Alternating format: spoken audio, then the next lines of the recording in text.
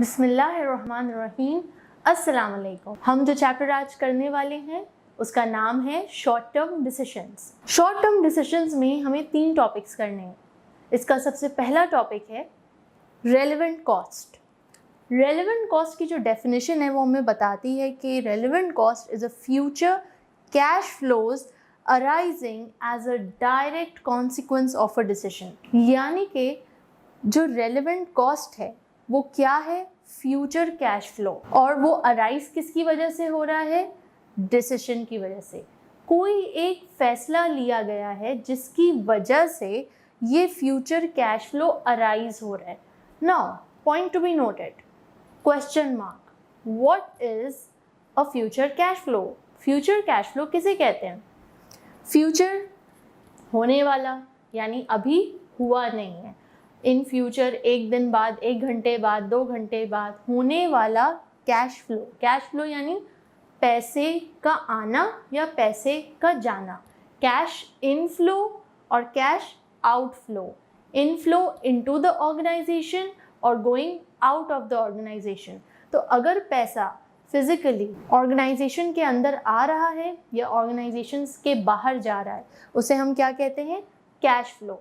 तो relevant cost हमें क्या कह रहे हैं? रेलेवेंट कॉस्ट हमें ये कह रही है कि बेटा तुमने एक फ़ैसला लिया, उस फैसले के नतीजे में तुम्हें आने वाले पल में या आने वाले दिनों में कुछ पैसे निकाल के देने पड़ेंगे या कुछ पैसे आएंगे उस फैसले की वजह से, तो उसे तुम समझ लो वो क्या है? तुम्हारी रेलेवेंट कॉस्ट है। चैप्टर का नाम है शॉर्ट टर्म डिसीशंस। चैप्टर के नाम से क्या समझ आ रहा है कि शॉर्ट टर्म में जो भी आप फैसले करोगे कंपनी के लिए, बिजनेस के लिए, वो बिजनेस पर किस तरह इम्पैक्ट करेंगे। ठीक है, तो हम शॉर्ट टर्म डिसीशंस में पढ़ रहे हैं रेलेवेंट कॉस्ट। अब इसकी हम एग्जांपल लेते हैं। फ़र्ज़ करें मेरी एक क्लासरूम है। ठीक है, ये क्लासरूम की जो जगह है वो एक कमरे जितनी है, और ये जो एक कमरा है, ये एक कमरा मैंने रेंट पर लिया है और इसका रेंट 10,000 रुपये महीना है। ठीक है, अब ये कमरे की जो कैपेसिटी है, इसमें 25 बच्चे आराम से आ सकते हैं विथ 1 ट्यूटर। 25 स्टूडेंट्स जैसे ही फुल हो जाता है ये रूम, इसके बाद 25 स्टूडेंट्स से ज़्यादा इसमें जगह नहीं होती किसी भी पर्सन की यहाँ पे बैठने की। Therefore 25 students is the limit. इसके बाद अगर मुझे डिमांड मिल रही है कि मुझे और भी स्टूडेंट्स अप्रोच कर रहे हैं और कह रहे हैं मैम मैंने आप ही से पढ़ना है और मुझे इसी क्लास में बैठना है, तो अब 25 स्टूडेंट्स के साथ मैं 5 और स्टूडेंट्स को नहीं ऐड कर सकती। लिहाजा मुझे क्या करना पड़ेगा? या तो मुझे इस कमरे को बड़ा करना पड़ेगा या मुझे एक और जगह किराए पर लेनी पड़ेगी। तो अब फैसला मेरे हाथ में है, या तो मैं इस ही जगह को अकोमोडेट करूं, इसी कमरे को अकोमोडेट करूं, इसके बराबर वाला हॉल भी रेंट में ले लूं, या एक और कमरा रेंट पे ले लूं, या कोई नया कैंपस कहीं और ले लूं जहाँ पे फुल फ्लैश पूरा का पूरा कैंपस हो। अब ये 3 ऑप्शंस हैं मेरे पास। ये 3 ऑप्शंस में से मैं कौन सा ऑप्शन चूज़ करूँगी, ये मेरा फैसला होगा, मेरा डिसीजन होगा। तो इस डिसीजन के कॉन्सिक्वेंस में अगर फ्यूचर कैश फ्लो अराइज हो रहा है, यानी मैंने फ़ैसला लिया कि मुझे ये बराबर वाला हॉल भी किराए पर लेना चाहिए, तो इसका 10,000 रेंट आ रहा था, अब उस हॉल का 20,000 रेंट देना पड़ेगा, तो 20 + 10 30,000 रुपये मेरा खर्चा आएगा। फ्यूचर में कौन सा कैश फ्लो होने वाला है? 20,000। 10,000 ऑलरेडी हो रहे हैं, तो मेरी रेलेवेंट कॉस्ट क्या होगी? 20,000। क्यों? Because future cash flows are arising directly because of my decision. Moreover relevant cost को इन 3 फीचर्स से भी जाना जाता है। नंबर 1 फ्यूचर, ये तो हम देख चुके हैं कि होने वाला फ्यूचर में। इंक्रीमेंटल, इंक्रीमेंटल यानी इंक्रीज होने वाला। पहले 10,000 रेंट था, अब मेरे डिसीजन लेने की वजह से मेरा जो खर्चा है वो बढ़ रहा है, इंक्रीज हो रहा है, 20,000 हो रहा है, तो incremental. And next cash flows. Cash flows यानी कि ये जो कैश फ्लो है ये पैसे का आना, इनफ्लो, या पैसे का बाहर जाना। पैसा खर्च करके कोई चीज़ आप खरीद कर लाए हो या फिर कोई चीज़ बेच कर आपको पैसे मिलने हों, तो ये दोनों ही सूरत में कैश इज़ कमिंग इन और गोइंग आउट। वो कौन सी एग्जाम्पल्स हैं जिससे हम ये समझ सकते हैं कि कैश फ्लो क्या नहीं होता? तो इसकी एग्जाम्पल है depreciation. Depreciation is not a cash flow. ये एक कैश फ्लो नहीं है, इसमें फिजिकली पैसा ऑर्गेनाइजेशन के बाहर नहीं जाता।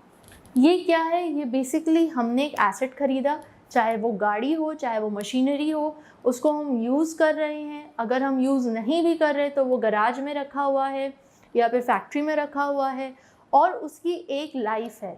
उसकी एक लाइफ क्यों है? क्योंकि उसकी एक्सपायरी डेट है। क्यों एक्सपायरी डेट है? कि ये 10 साल की लाइफ है गाड़ी की, या मशीनरी की 15 साल की लाइफ है। तो ये लाइफ में आप उसको यूज़ करो या रखे रहो, इसकी वैल्यू दिन ब दिन घटेगी। फ़र्ज़ करें गाड़ी आप 10 मिलियन की ख़रीद कर लाए, अब वो 10 मिलियन की जो गाड़ी है वो डे बाय डे उसकी वैल्यू गिरेगी। अब आप अगर उसको रीसेल करने जाएंगे तो 10 मिलियन का कोई भी नहीं ख़रीदेगा उसे, because everybody knows it's a second hand car, and second hand car, and every day the value decreases. Therefore उसको as a depreciation companies जो हैं अपने machines, अपनी buildings, अपने cars, ये सब नॉन करेंट एसेट्स पर depreciation चार्ज करती है।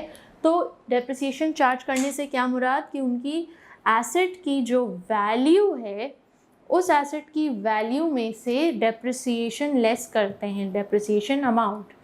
It can be 2000, it can be any amount as per their depreciation calculation. तो यहाँ पे जो -2 मिलियन हो रहा है ये कोई फिजिकली कैश नहीं जा रहा, किसी को नहीं दे रहे कैश, या कैश ऑर्गेनाइजेशन में आ भी नहीं रहा। तो क्या हो रहा है? ये फिर ये कैश फ्लो नहीं कहलाएगा। This is not a cash flow. So depreciation is not a cash flow. तो कैश फ्लो आई होप आपको समझ आ गया हो कि कैश फ्लो किसे कहते हैं और फ्यूचर कैश फ्लो किसे कहते हैं और फ्यूचर इंक्रीमेंटल कैश फ्लो किसे कहते हैं, और ये definition will lead you to relevant cost. अब आपके पास एग्जाम में सवाल में आपसे यही पूछा जा सकता है कि भाई बताएं, बहुत सारे खर्चे दे दिए जाएंगे और पूछा जाएगा कि रेलेवेंट कॉस्ट कौन सी है, आइडेंटिफाई द रेलेवेंट कॉस्ट। तो जब तक आपको डेफिनेशन क्लियर नहीं होगी आप आइडेंटिफाई नहीं कर सकेंगे।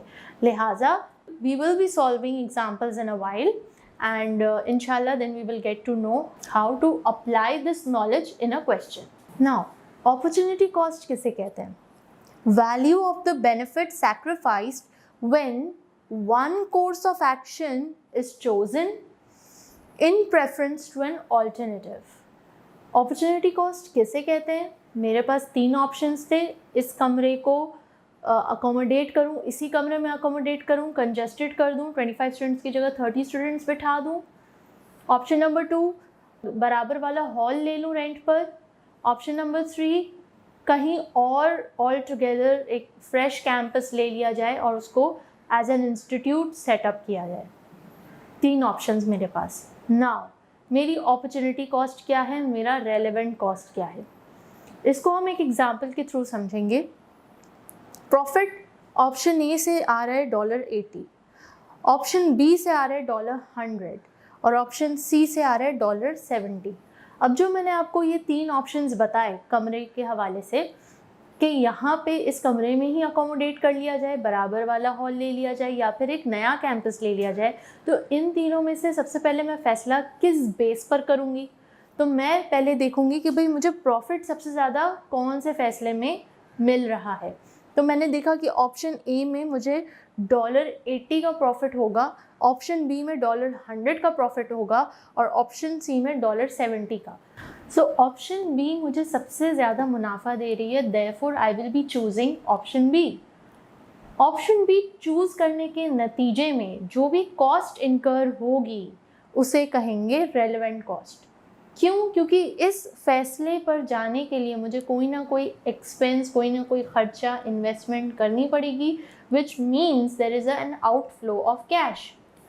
फर्दर जब वो प्रोजेक्ट सेटअप हो जाएगा तो definitely it's going to earn me revenue, generate revenue, which means there is an inflow of cash. When there is an inflow of cash that means there is a cash flow. तो future cash flows arise हो रहे हैं because of me taking this decision. Therefore, The cost which will be incurred due to taking this decision of choosing option B, the cost would be known as relevant cost. उस cost को क्या कहेंगे? relevant cost. Now definitely अब मैंने option B choose किया, तो option B choose करने के नतीजे में मुझे option A और C को छोड़ना पड़ा, रद्द करना पड़ा, रिजेक्ट करना पड़ा, क्योंकि मैं तीनों options at the same time तो नहीं ले सकती ना। कोई एक ऑप्शन लेंगे तो किसी और ऑप्शन को रिजेक्ट भी करेंगे। तो जो नेक्स्ट बेस्ट ऑप्शन है जिसको हमने छोड़ा है और जिसको छोड़ के हमने ये लिया है वो कौन सा है? Option A, which gives us a profit of $80। तो $80 वाले प्रॉफिट जनरेटिंग ऑप्शन को हमने छोड़कर $100 generating profit option B को choose किया। The next best option which we left will be known as the opportunity cost. What will it be known as? The opportunity cost.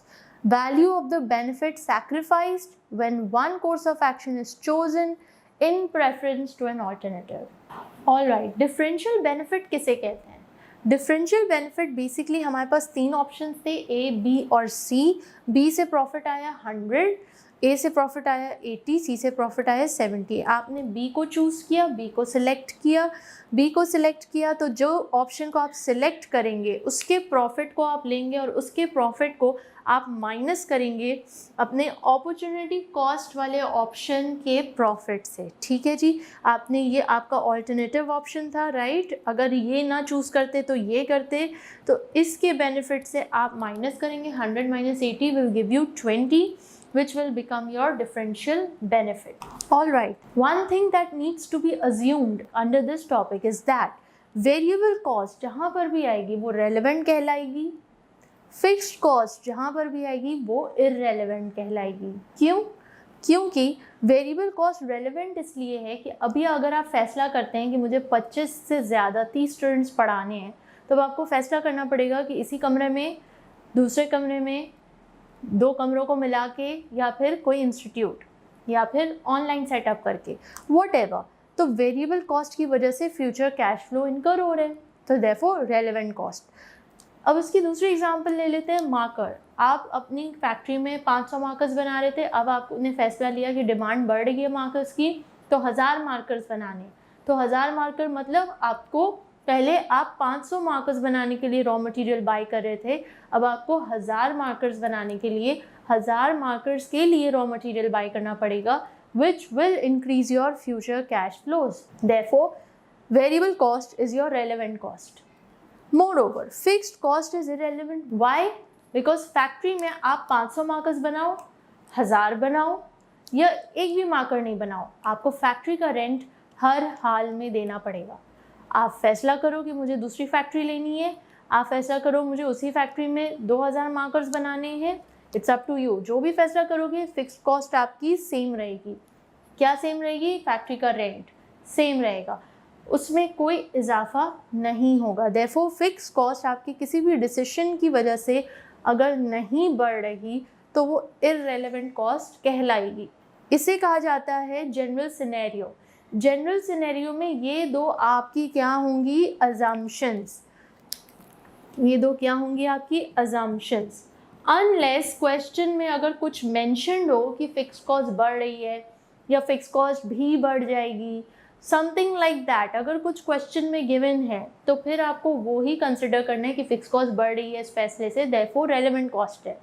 ठीक है, अगर तो ऐसा कुछ नहीं लिखा हुआ क्वेश्चन में तो आपने यही अज्यूम करते हुए चलना है कि फिक्स कॉस्ट जो है इररेलेवेंट होती है, देयरफॉर इसको आप कंसिडरेशन में नहीं लेंगे while calculating your relevant cost. एक और टाइप ऑफ कॉस्ट है जिसे कहते हैं संक कॉस्ट। संक कॉस्ट यानी कि वो कॉस्ट जो पास्ट में इनकर हो चुकी है। आपने बहुत पहले या मैंने बहुत पहले ये वाइट बोर्ड ख़रीद लिया था, अब अगर मैं यहाँ एक्सटेंशन करती हूँ तो मुझे एक नया वाइट बोर्ड ख़रीदने की ज़रूरत नहीं है। एक्सटेंशन करती हूँ, यही वाइट बोर्ड इन दोनों के लिए यूज़ हो जाएगा, क्योंकि एक्सटेंशन हो रहा है, ये कमरा बड़ा हो रहा है तो वो कमरा भी इस कमरे का हिस्सा बन जाएगा। 1 white board is more than enough. तो क्या ये मेरी रेलेवेंट कॉस्ट का हिस्सा बनेगा? नो। क्यों? क्योंकि ये वाइट बोर्ड मैंने बहुत पहले ख़रीदा था, तो therefore it is my sunk cost. This cost has already been incurred in the past. इसका खर्चा पास्ट में हो चुका है, इसको दोबारा से रेलिवेंट कॉस्ट के खर्चों में शामिल करने की ज़रूरत नहीं है. Under the topic short term decisions, we are going to see that there are two different types of fixed costs. Number one, attributable fixed cost, which is also known as specific fixed cost. Then general fixed cost. Now we must know the difference between these two. इन दोनों के बीच में फ़र्क हमें मालूम होना चाहिए कि हमें कौन से कॉस्ट को इन्वॉल्व करना है, इनकॉर्पोरेट करना है एज अ रेलिवेंट कॉस्ट, और कौन से कॉस्ट को हम ट्रीट करेंगे as irrelevant cost. So point to be noted, as per the assumption हम जनरल फिक्स कॉस्ट को इररेलेवेंट ट्रीट करेंगे, irrelevant in any decision making. And हम एट्रीब्यूटेबल फिक्स्ड कॉस्ट या फिर स्पेसिफिक फिक्स्ड कॉस्ट को हम रेलेवेंट ट्रीट करेंगे. Why specific fixed cost? Basically जैसे कि एग्जांपल में हमने देखा कि एक कमरा, बराबर वाला कमरा भी अब रेंट पर लेना पड़ेगा, तो फिक्स कॉस्ट इसका क्या है, इसका भी देना पड़ेगा, उसका भी देना पड़ेगा. तो इसका जो फिक्स कॉस्ट देना पड़ेगा वो जनरल फिक्स कॉस्ट है, वो तो देना ही पड़ेगा. तो वो इररेलेवेंट है to the decision making, the decision which I am taking कि मुझे बराबर वाला कमरा भी किराए पर लेना है. बराबर वाला कमरा स्पेसिफिक फिक्स कॉस्ट है जो बढ़ेगा because of my decision making. मेरा डिसीजन क्या है, वो बराबर वाला कमरा लेना. तो बराबर वाला कमरा जब मैंने किराए पर ले लिया तो मेरी फिक्स कॉस्ट क्या हो रही है, बढ़ रही है. तो स्पेसिफिक फिक्स कॉस्ट 20,000 मुझे और देने पड़ेंगे. That is my relevant cost. I hope you are getting the difference between these two. कि स्पेसिफिक फिक्स कॉस्ट मैंने कोई फैसला लिया जिसकी वजह से फिक्स कॉस्ट अराइज हो रही है, डायरेक्ट कॉन्सिक्वेंस है उस फैसले का, तो वो रेलिवेंट कॉस्ट हम ट्रीट करेंगे.